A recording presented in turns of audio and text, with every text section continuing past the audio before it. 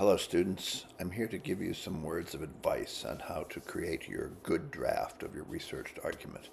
You have 10 days left in order to come up with that draft, which I am now requiring that it be at least 1,500 words, because in the past people have brought in drafts that were not long enough to actually engage in any kind of a peer review.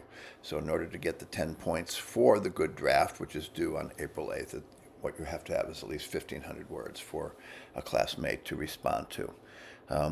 What have you got to work with? Well, you've got the 3 peer-reviewed scholarly articles that you found for your annotated bibliography.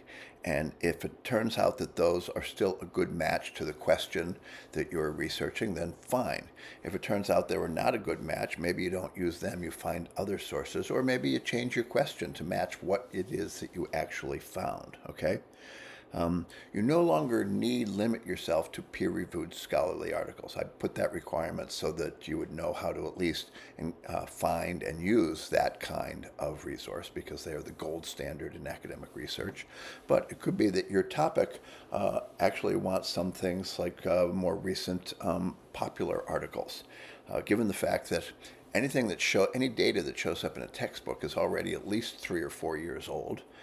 Anything that shows up in a peer-reviewed article is probably at least 2 years old. And some of the things that you might be writing about have been impacted by recent news. For example, arguments about vaping are impacted by laws that restrict the sale of vapes that are only 6 months old. So you're not going to find data on that in a textbook or a peer-reviewed scholarly article.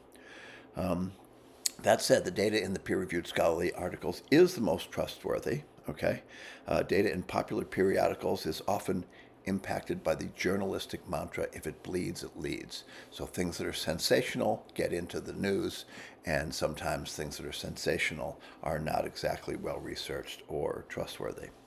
So how should you proceed to get 1,500 words in your good draft by April 8th?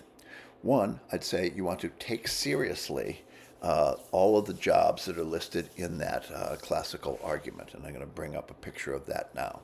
So if you look at that classical argument, you will see that there are about a dozen different jobs. Now, the classical argument, that's not the only way to write a researched argument, but one of the things is it's been a tried and true way for about maybe 2,400 years.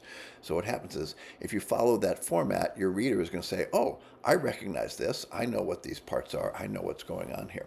And so there are at least a dozen different jobs. And so if you take all of them seriously, that gives you sort of some material to work with, especially the one that asks you not only to identify an opposing argument, and it should be the best opposing argument, but you have to refute or rebut the opposing argument, okay?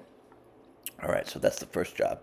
Secondly, you take the good because clause that now is attached to your thesis, and that then sends you back to the research phase. So basically, if your because clause said that year-round schooling is great because it's going to reduce learning loss over the summer, you can do some research. Does it really do that? And by how much does it do it? Is the learning loss that it reduces significant enough to warrant taking away everybody's 2.5, 3-month summer vacation? All right? And then finally, basically, your academic writer has an entire chapter. Chapter 9 is basically telling you strategies for invention, planning, and drafting, including things like free writing, looping, brainstorming, clustering, journalistic questions, topical questions.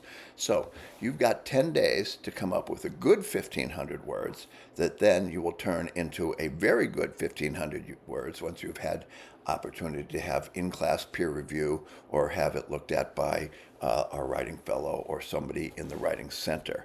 So I hope you take this seriously and produce something quite good, because it turns out your researched argument is sort of the one assignments that bears the most credit for this semester-long course. So I hope you all do an excellent job on that. Thank you.